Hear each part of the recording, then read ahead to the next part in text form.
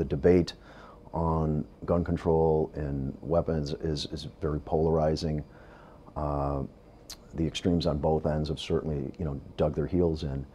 And I think what maybe needs to happen is we've got to engage with folks on both sides and see if we can't get some common ground on maybe some of the lower hanging fruit in this debate.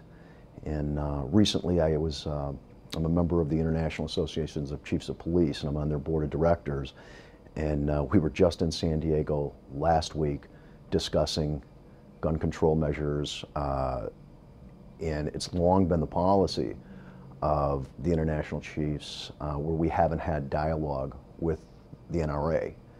And it was recently voted on last week, unanimously I might add, that we need to open up dialogue with the NRA. We need to discuss some of these issues and maybe take some of the extreme arguments out and maybe concentrate on some things that maybe we can find some middle ground on. Things such as extended background checks, limiting access to silencers and suppressors, closing the gun show loophole, and quite possibly really addressing is there a mechanism that we can put in place, or a policy we can put in place, to keep weapons out of the hands from those who suffer from severe mental illness.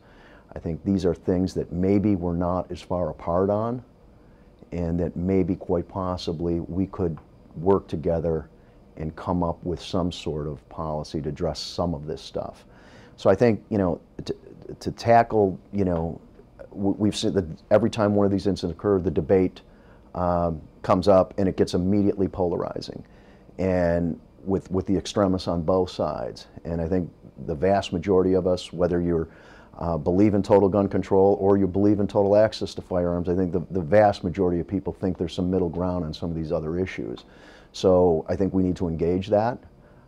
We need to leave the extremists at home and get together and try and solve some of these issues. And that would at least be a step in the right direction. But if each side, the extremists on both sides, are just going to dig their heels in, we'll just be talking about this weeks from now, months from now, when the next mass casualty incident occurs. So I think that's going to be the position of the IACP, that we want to sit down, we're willing to lead the dialogue. The chiefs across the United States want to lead the dialogue, want to lead the policy discussions, and I think that's the direction we'll be moving in.